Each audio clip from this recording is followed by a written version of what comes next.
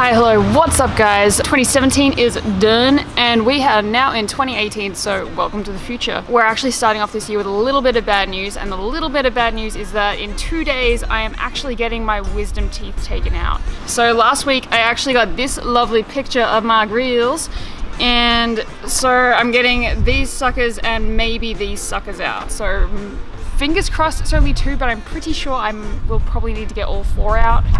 My biggest concern about is actually that I'm going to be in a foodie textural nightmare, and I'm going to be reduced to the position of a baby and eating mashed foods for like a week. I think today we need to go to the supermarket and find something that I think is actually kind of interesting to eat. I think I'm going to get sick of a lot of foods after about a week, and I need to hopefully recover before I fly back to New York on the 11th. Today is actually the 2nd. Sorry for the late video, but it's happening. Hopefully you can forgive me. Also, everyone that has watched my video on the A7R2 versus A7R3, there will be more camera stuff on the way. It's in the works, don't worry. This is actually my PJs and we need to go get ready for the day, and then we will go. Let's do it.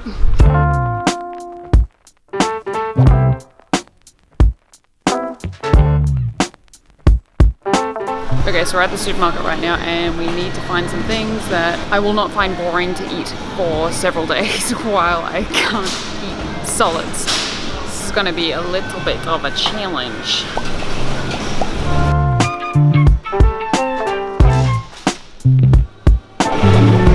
What do I want?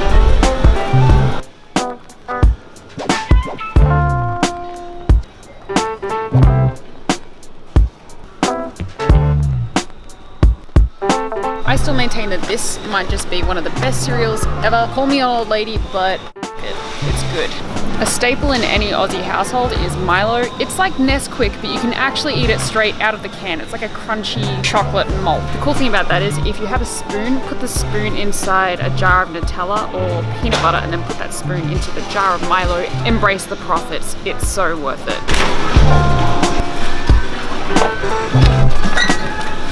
Why? We meet again. Pringles. People need to stop saying single as a Pringle. I don't understand it. All of the chips are spooning inside the tube. How are they single? They are the sexiest chips on the planet. They're not Pringles, they're sexy chips. Is this the real life? Is this just fantasy?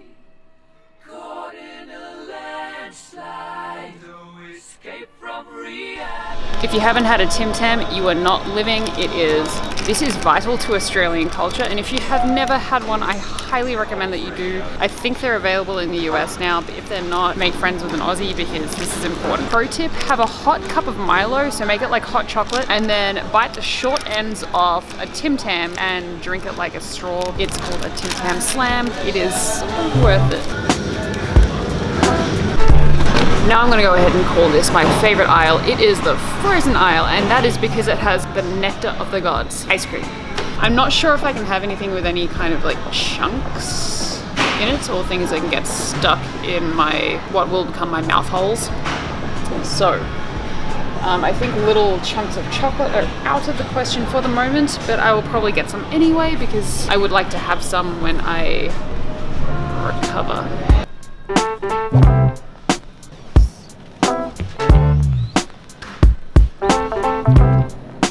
Damn it, they're only small.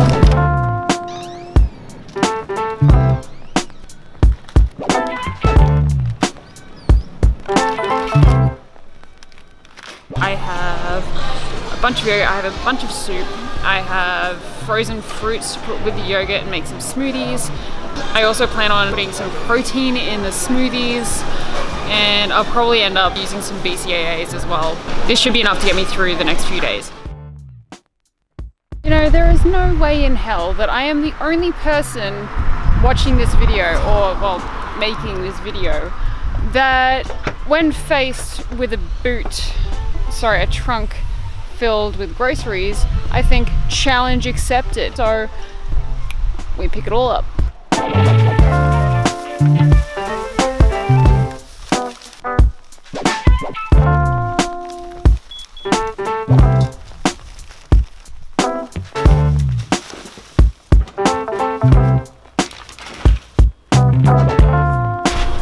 Benefits of coming home, full fridge.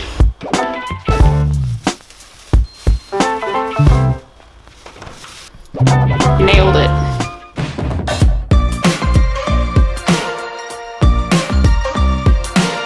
Good morning, everyone. So today's the day we actually go into surgery to get all 4 wisdom teeth taken out.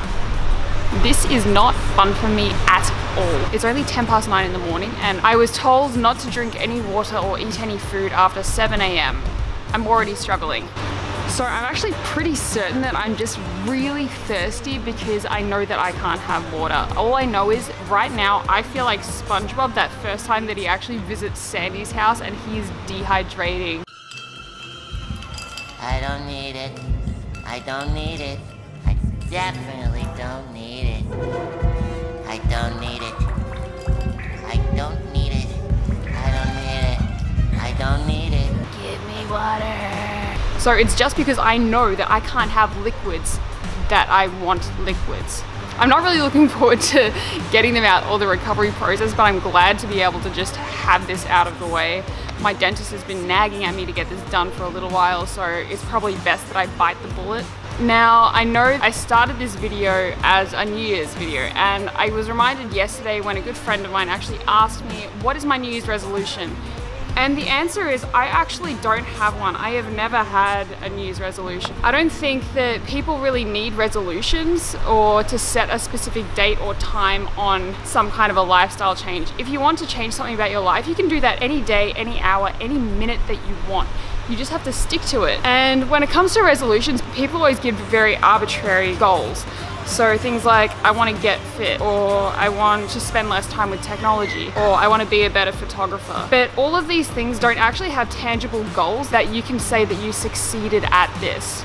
So the way that I see it is, you want to get fit. Does that mean that you want to increase your strength, or does that mean that you want to run 5 miles? If you do want to become a better photographer, what does that mean? Does that mean that you want X amount of Instagram followers, or you want someone that you really admire to see your photos? Or do you just simply want to learn how to compose your photos better? What does success look like? And then how are you going to achieve that? Is that a marketing plan, social media? So if you do have a resolution, I think it's really great that you want to make a positive lifestyle change. There is always something that we can strive to progress and get better at. If you do have a resolution, try and tie a tangible goal to it, so that way you have something to work towards and you can break it down into tasks throughout the year. And I think that that's going to be a much more successful way for you to check in and measure your progress and successes along the way. I think pretty soon I'm actually going to be heading to the hospital, and I guess I'll see you all on the other side, and hopefully I still have some pretty good teeth.